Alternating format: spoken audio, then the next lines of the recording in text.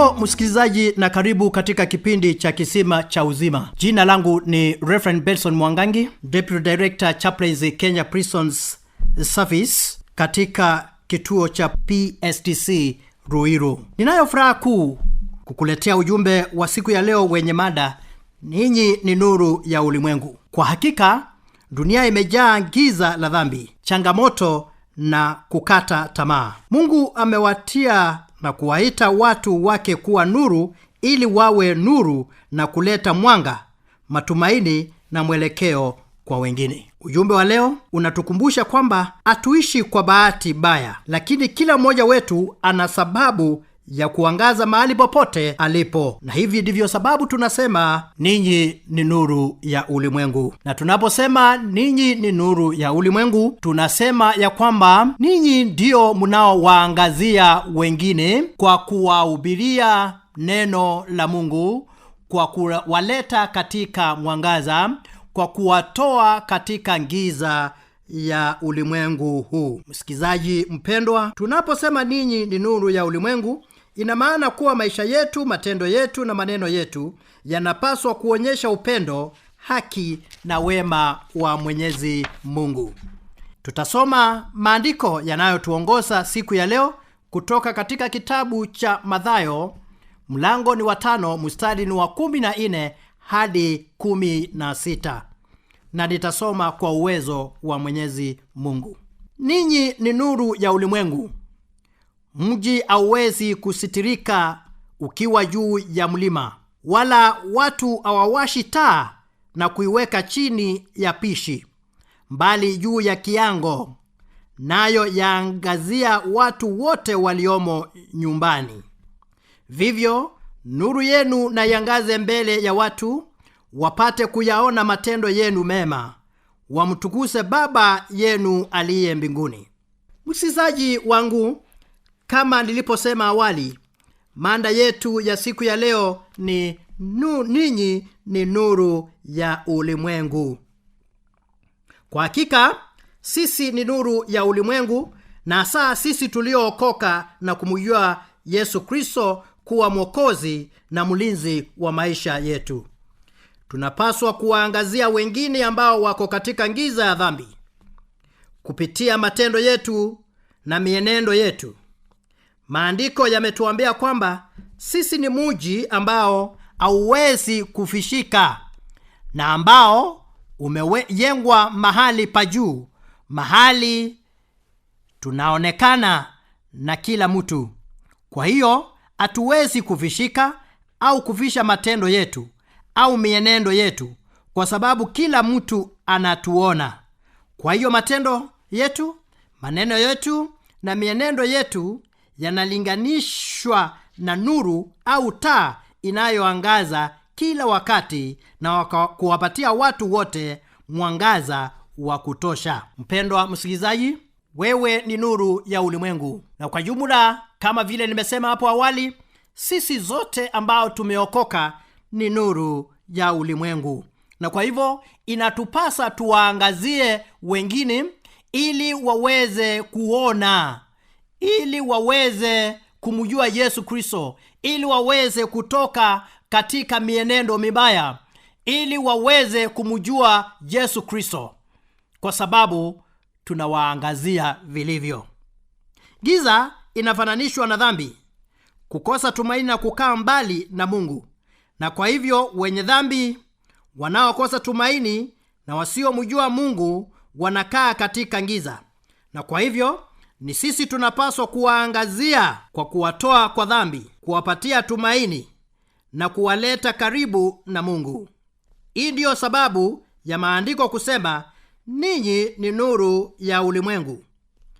Sisi ni kama taa, na kama vile taa huwakishwa na kuwekwa juu ya meza au mahali pa juu, hivyo ndivyo nuru yetu inapaswa kuangaza, kwa maana tumekuwa kama taa inayowekwa juu na kuangaza kila mahali, na wala sio kuwekwa chini ya pishi au meza mahali mwangaza unafishika.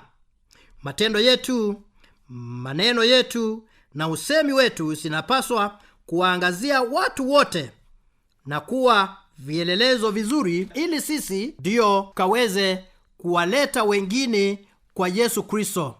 Ni kwa sababu sisi ndio nuru kwa vipofu, walemavu na wasiojiweza kiroho. Hivyo matendo yetu na mienendo yetu na usemi wetu sinapaswa kuambatana na imani yetu. Ndiyo maana maandiko yamesema katika mstari wa 16, vivyo nuru yenu na iangaze mbele ya watu, wapate kuyaona matendo yenu mema, wamtukuse Baba yenu aliye mbinguni. Kwa hakika tukiwaangazia wengine kwa kuwatoa katika giza na kuwafanya wamjue Mungu, Mungu mwenyewe atafurahishwa na matendo yetu na atatubariki. Msikizaji wangu, ningependa ujue kwamba wewe ni nuru ya ulimwengu na unapaswa kuangazia ulimwengu kupitia mienendo yako, imani yako, usemi wako na tabia yako. Mwenyezi Mungu ametuita ili sisi ambao tuko katika mwanga tuweze kuangazia wote na tuweze kuwatoa katika giza, na hivyo ni kuwatoa katika dhambi, katika mienendo mibaya, katika tabia mbaya, katika hata mazungumzo mabaya. Ni kwa sababu Mungu anataka tuenende katika mwanga. Mungu anataka tuwe vielelezo. Mungu anataka usemi wetu, anataka tabia yetu iambatane na kile tunachoamini. Tunamwamini Mwenyezi Mungu kupitia kwa Yesu Kristo ambaye yeye ni mwanga wetu, na anapotumulikia nasi inatupasa tumulikie na wale wengine, ili watu wote wakaenende katika mwanga. Na ndiposa maandiko, na nitarudia kusema tena, ndiposa maandiko yakasema ninyi ni nuru ya ulimwengu. Ningependa kukuuliza swali moja. Je, umeangazia watu wangapi? Umekuwa kielelezo cha aina gani? Je, umeangazia wengine kupitia mienendo yako na kupitia tabia yako? Na ni wangapi wamemjua Mwenyezi Mungu kupitia tabia yako? Ni wangapi wameenenda katika mienendo inayofaa kwa sababu umewamulikia vizuri? Kama vile maandiko yametufundisha siku ya leo, sisi tumewekwa juu mahali ambapo tunaonekana na kila mtu, na kwa hivyo tunapaswa kuenenda katika nuru. Ni kwa sababu kila mtu anatuona na anafuata mienendo yetu. Usije ukafikiria ya kwamba utaweza kuwa mavichoni kwa muda na kisha baadaye utokee ndio uweze kumulika. Hapana, ni kwa sababu tumefundishwa siku ya leo ya kwamba hakuna anayewakisha taa na kuiweka chini ya meza, bali anaiweka juu zaidi, mahali panaonekana. Biblia katika Kiswahili kiango ni mahali pa juu, mahali ambapo hapafishiki. Na kwa hivyo msikizaji wangu, ningependa ukitafakari neno la siku ya leo, uangalie sana mienendo yako. Ujisikise unapozungumza, ili usije ukazungumza mambo ya kuwapotosha wengine, bali uyasungumuze mambo ambayo yataelekeza wengine katika uzima, ili wengine wakaweze kukufuata kwa sababu unamfuata Yesu Kristo. Paulo mwenyewe akasema ya kwamba tumfuate kwa sababu pia naye anafuata Yesu Kristo. Watu wengi wanatufuata kwa sababu sisi ni vielelezo, na kwa sababu wanajua sisi tunamfuata Yesu Kristo. Na hivyo tunapaswa kuwaelekeza watu kuenenda katika njia zinazofaa, njia zinazoambatana na neno la Mungu, na njia zinapomtukuza Mwenyezi Mungu. Kwa hivyo sisi ni nuru ya ulimwengu na ni lazima tuangaze. Na tuombe. Mwenyezi Mungu Baba yetu wa rehema na neema nyingi, tunakushukuru kwa sababu ya kutupatia wakati mzuri wa kusikia neno lako. Neno lako la siku ya leo ambalo limekuja kwa nguvu mno kutuangazia kuhusu kuwa nuru ya ulimwengu. Tunaomba Mwenyezi Mungu katuwezeshe kuwa nuru hii, na nuru ambayo iko kati yetu na ndani ya nafsi zetu na ndani ya roho zetu, ikawaangazie wengi, na ili wengi waweze kumjua Mwenyezi Mungu. Tunaomba haya kwa jina la Mwokozi wetu Yesu Kristo Bwana wetu. Amen. Nuru ya ulimwengu, nuru yenu na iangaze, watu wanapoiona wamwone Yesu. Mimi nuru ya ulimwengu, nuru yenu na iangaze, watu wanapoiona wamwone Yesu. Nuru inawekwa juu ya kiango, iangaze kwa watu wote, walio gizani wanapoiona warejee kwa Yesu. Kitambo tu wanaajabu, inua nuru ing'ae kwa wote, walio gizani wanapoiona warejee kwa Yesu.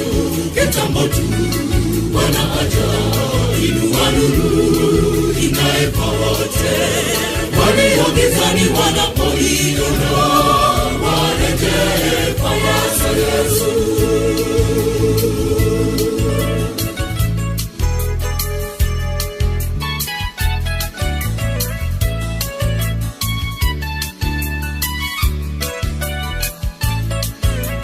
Tangazo limeshasikika kwamba Yesu yuko mlangoni, agonga moyoni mwako, mfungulie. Tangazo limeshasikika kwamba Yesu yuko mlangoni, agonga moyoni mwako, mfungulie. Nuru inawekwa juu ya kiango, iangaze kwa watu wote, walio gizani wanapoiona warejee kwa Yesu. Kitambo tu. Hiyo ni kwaya ya Kurasini SDA na wimbo Ninyi ni Nuru, wimbo ambao unatutilia mkazo ujumbe wetu wa leo. Ni kweli tunapoangaza, wale walio gizani watarejea kwa Mungu. Maisha yetu, matendo yetu na maneno yetu zinapaswa kuonyesha haki na wema wa Mungu. Kama nuru, hatupaswi kujificha, bali tunapaswa kuangaza ili wengine waone matendo mema na kumtukuza Mungu. Wimbo huo Ninyi ni Nuru umetufikisha mwisho wa kipindi cha Kisima cha Uzima. Na kwa niaba ya mtayarishi wa kipindi hiki Judy Mungori, mimi ni Reverend Benson Mwangangi, Deputy Director Chaplains Kenya Prison Service, Ruiru. Mungu awabariki na awape neema ya kuwa nuru mahali mnapoishi, ili wengine watamani wokovu wenu. Baraka. Walio gizani wanapoiona